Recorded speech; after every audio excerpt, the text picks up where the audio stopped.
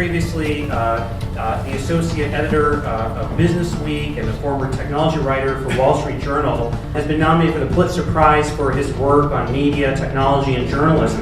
And he wrote really was the most authoritative book on the history of venture capital called Creative Capital, which is about the life of George Doriot. George Doriot was the father of venture capital. He's a Frenchman that came in the 40s to America, created the first real venture capital fund of this country. George Doriot really pioneered the idea of an institutional VC fund taking risk. And the innovation that he pioneered has really become one of the most crucial engines of innovation in the 20th and now the 21st century.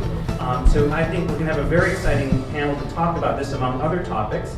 And I'll just return over to our moderator, Sreenivasan, who is on my far left or on your right, was the former Chief Digital Officer of New York City until 2017. He's really a luminary in the field of media, technology, and finance, and was named one of Fast Company magazine's most creative people of the year in 2015. So I hope you all get a chance to spend time with him. He's also an expert in social media marketing, and I hope he has a chance to talk to all of you. He's just a phenomenal resource for entrepreneurs.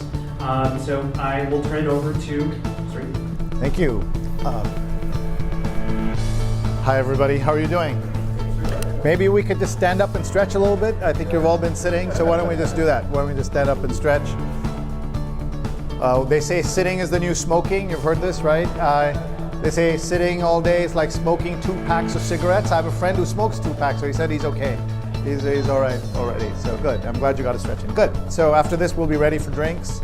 But you're in for a real treat. Spencer Ante is a wonderful friend and a guy who has seen it all in the business world because he's been covering and writing about the business world and then went into Edelman to work on the PR side, so is now in the business world, and he brings that perspective. So what we're going to do is have a conversation here about kind of not just his book, but what are the ideas in the book that will inspire and help all of us here as we're thinking about everything that we have on our agendas.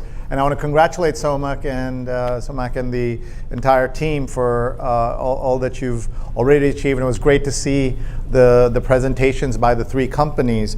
I was out in Silicon Valley, Spencer, just this past week where I saw an article on the wall of a VC. And this particular VC was the subject of a head cut, as it's known in the Wall Street Journal. The head cut, you might know, as he does, that it's the very stylized photograph / drawing in the Wall Street Journal, with the little dots, and some of you may have even been head cuts. And the article was by Stephanie Mehta, who is now the new editor-in-chief of Fast Company. But back then she was a reporter at the Wall Street Journal, and she wrote a piece about a new kind of investor. And this was 1997, and it was so new that in the headline they put this type of investment in quote marks. Can anybody think back? What was new in 97 that had never been written about in the journal, that when she wrote about this guy, they put quote marks around this type of investing? Anybody want to guess? So if it was George, it would have been, venture capital in quote marks. But this was so new in 97 that she put quote marks, so the editors of the journal put quote marks around this story. Anybody want to guess? Angel investing, that's right. In 97, the Wall Street Journal, to write about angel investing, had to put angel in quote marks because nobody knew what it was. And now, of course, everybody knows what angel investing is. So to not just go back to 97, but to go back way before that and to hear about the ideas in this book, I think you're also in for a treat when you read the book, and I'm glad you're all getting a copy of it. So let's go straight to Spencer and tell us about George and how you found him. And among the things I've been curious about since reading the book is, why isn't he better known? Why is he not a household name as other founders of other industries are? Yeah, well, after this meeting, he will be a little bit more well-known. Yeah, exactly. But your book has had to go on a second printing. Yeah, this, right? I think you pushed it over the edge. But yeah, before I answer that, I just want to say thanks to Somak and Steve Felsher for inviting me here. It's great to meet you guys, and it's this beautiful venue. It's hard to talk like we're I know, it's incredible. And I love the presentations and the strategy, which we'll talk about a little bit, I think, in this conversation. Yeah, so I'm a little bit of a history buff, and when you're covering, whatever, if you're a journalist, you do it long enough, and you start to wonder, where did this whole thing start? How did startups, how did venture capital, where did it all begin? Because I feel like to really understand an industry or a profession, you need to know the history. So I started to think about that, and this guy's name just kept popping up, George Doriot, and I hadn't heard of him.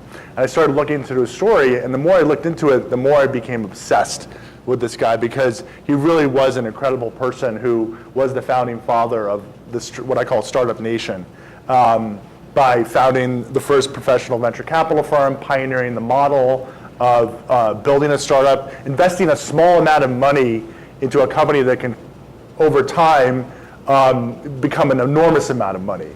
And then, as I looked into it, I realized no one had ever told the story. So I'm like, there's a book idea. And so I just put together a proposal. I was working at Business Week at the time. This was like in the mid-2000s. It was, it took me a couple years to do it. And I did a bunch of research. I went to Harvard, the Baker Library, the Library of Congress, where Doriot was a general during World War II, where he actually learned how to become a venture capitalist during World War II. And that was one of the big discoveries that I made in the book, was that World War II is attributed to causing a lot of change and things in society. And one more thing was actually venture capital, because Doriot basically ran the quartermaster general during World War II, which was responsible for making all the equipment for soldiers. So he basically brought industry and science together during the war to invent things like plastic bulletproof armor. That was invented by Doriot's team.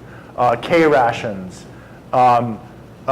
New shoes for the soldiers. The shoes that the soldiers were wearing during World War II were like just really crappy, and there was like people were getting frostbite, and so just untold inventions, sunscreen, things like that. So I became intrigued and obsessed, and it sort of like powered me to sort of be able to finish this, because if you ever try to write a book, it takes a lot of time, and you need to really be obsessed with something to sort of follow through on it.